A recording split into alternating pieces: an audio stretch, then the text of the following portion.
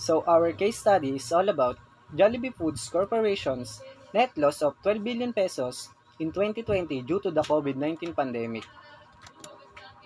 We all know that when this pandemic occurred during the first half of 2020, many businesses have shut down its operation due to the protocol set by the government and the risk of spreading the virus from one host to another.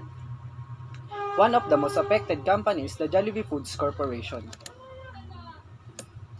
So for the case study outline, the viewpoint, time context, background of the study, statement of the problem, areas of consideration, alternative courses of action, analysis, conclusions, recommendations, and timeline. So first is the viewpoint. So for the viewpoint, here are the persons who are in charge to make a change or will make the best decision for the future of Jollibee Food Corporation. First is its CEO, which is Mr. Tony Tan Cakchong. So definitely, he will be the one to make the final decision whether it will benefit the company for good or bad. Next is the board members, franchise owners, and branch and restaurant managers, as they are the persons who actually see what happened in the working area. They will be the source of suggestions and recommendations on what will be the next move they will make so that they can still operate, while little by little they can regain money that they lost during the pandemic. So next is the time context. So for the time context, the case happens during the second quarter of 2020. Good day. Number 3 is background of study. Many companies and corporations have been devastated by the crisis. It has caused closure of establishment, job loss, and net loss. Jollibee Corporation were one of the most affected of the pandemic, and they face a system-wide closure due to pandemic, resulting in a billion peso loss. And near the end of 2020, 48.4% decrease in the organization sale has been recorded due to temporary shutdown of Jollibee store and branches. Also, by the end of the year, 88% of the stores are slowly reopening with restrictions such as no dine-in allowed and only deliveries and takeout. Jollibee has lost 23.3 billion of revenue due to severe damage of COVID-19 pandemic. The Jollibee Corporation is initially struggling but is now striving and adjusting the situation in order to cope up with their losses. Jollibee also expect to expand and launch new outlet. They are now focused on rebuilding the company going forward, as well as introducing significant cost of reduction under our business restructuring process. Despite the unstable economic situation and challenges they face, Jollibee Corporation remains committed to launching innovative products with cloud kitchen and new delivery system to regain their losses. They believe that after the pandemic, they will arise a stronger business and organization. As of end June, Jollibee operates 3,286 stores in Philippines, including brands like Chowking, Greenwich, Red Ribbon, Mang Inasal, Burger King, and Panda Express. Abroad, it operates 2,588 stores. Bargain Hunter cost share of Jollibee jumped by 3.8% on Wednesday despite of the massive losses. Number 4 is statement of the problem.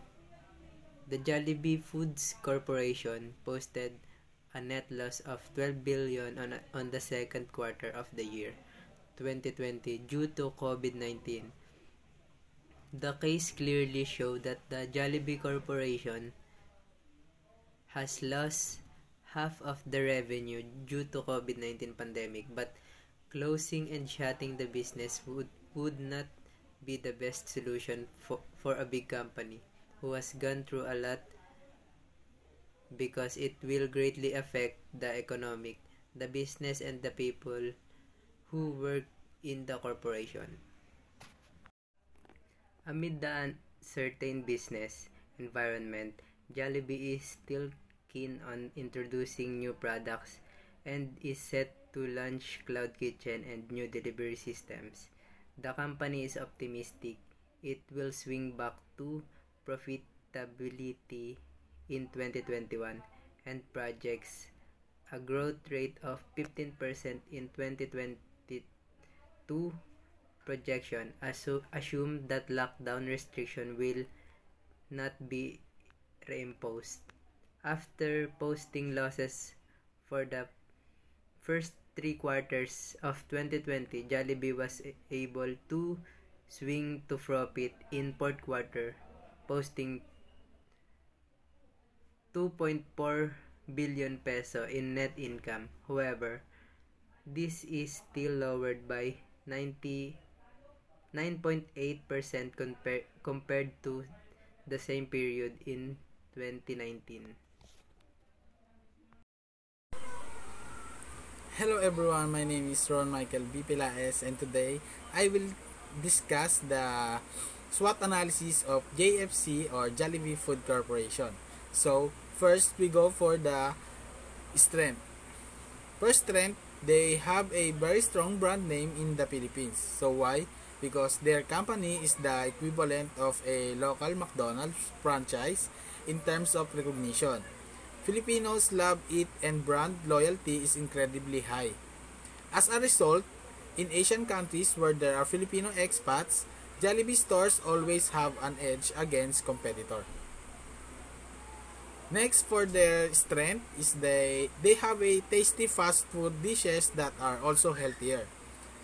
Because the company has succeeded in branding themselves as having a good balance between the typical fast food meals and healthy homemade dishes low in transplant.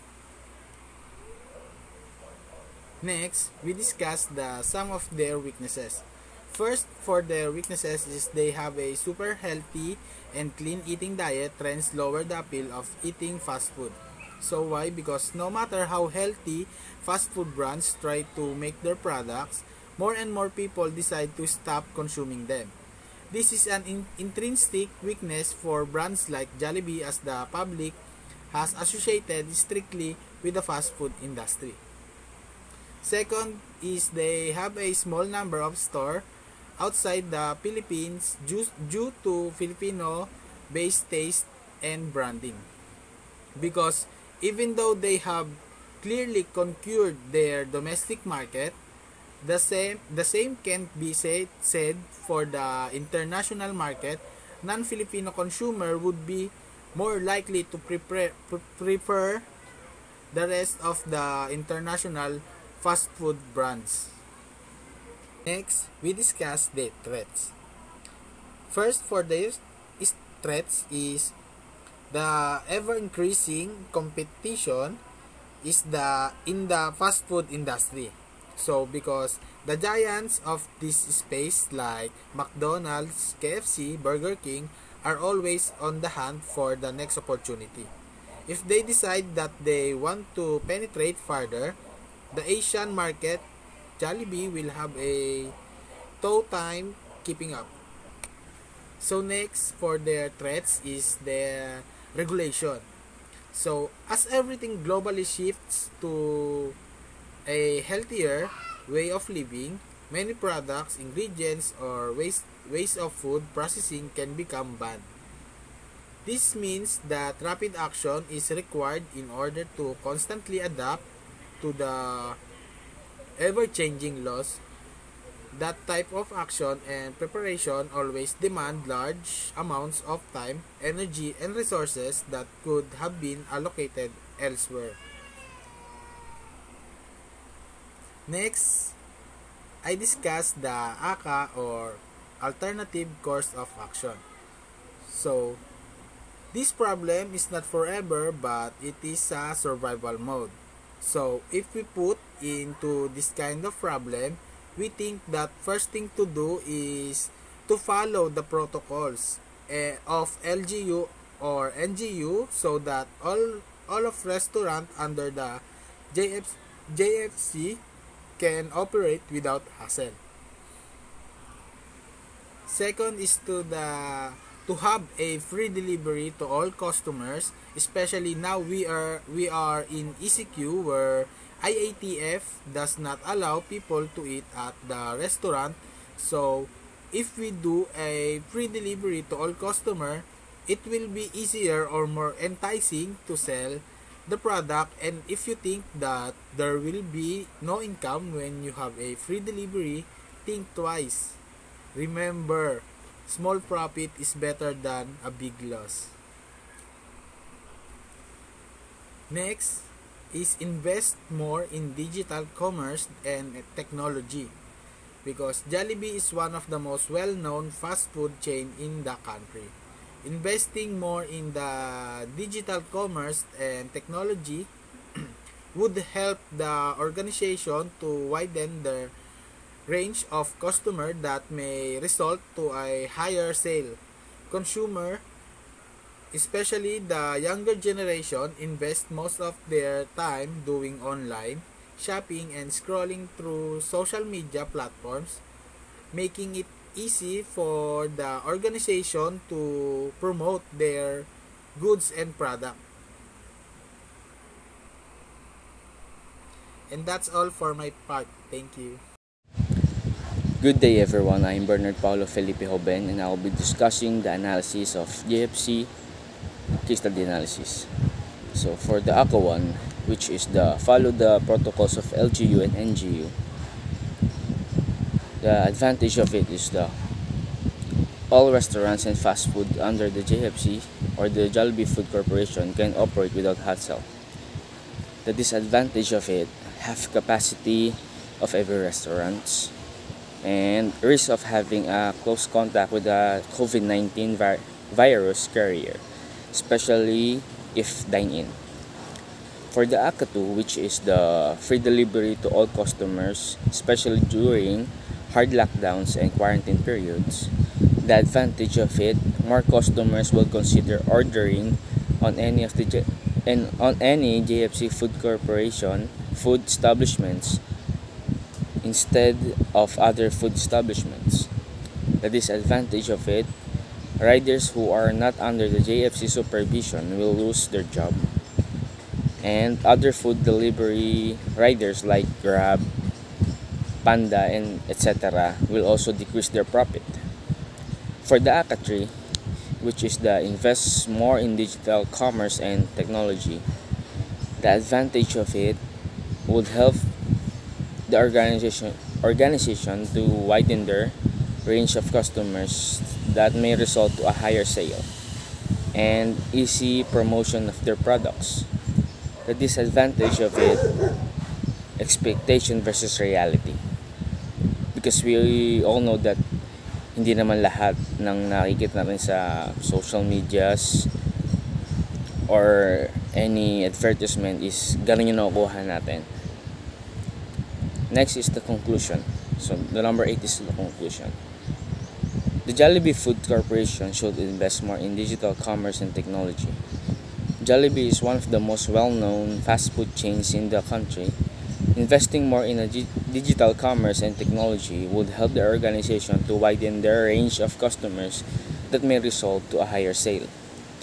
Consumers, especially the younger generations, invest more of their time doing online shopping and scrolling through social media platforms, making it easy for the organization to promote their goods and products. And that's all. Next. Thank you. Good day everyone, my name is Raymond Pinos and today I will discuss the recommendation of Jollibee Food Corporation. With the above analysis, we therefore recommend alternative courses of action number 3, because the best way to cope up and resolve these challenges and issues is to invest more in digital commerce and technology, because we all know almost 80% of the customers are using technology right now. And since the pandemic happens, many people rely on food deliveries and online contactless transactions for safety purposes, and all the transaction will be generated accurately. So, simula nga daw nang dumating tong pandemic sa atin ay karamihan na sa tao is gumagamit na ng smartphones. So, dito na sila ginagamit nito upang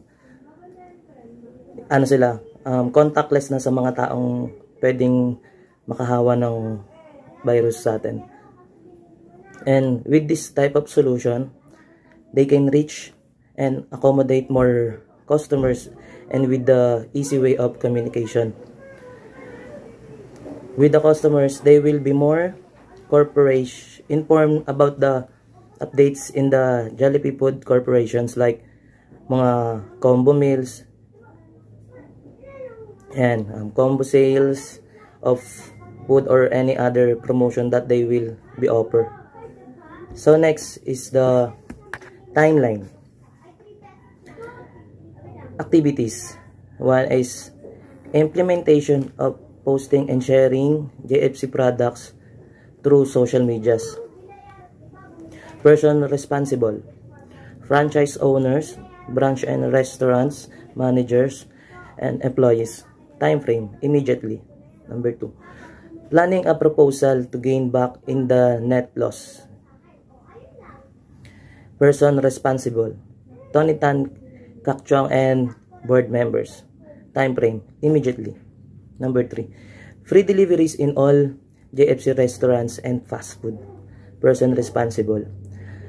Tony Tan, Kak Chong, board members, and franchise owners. Time frame, immediately. That's all. Thank you.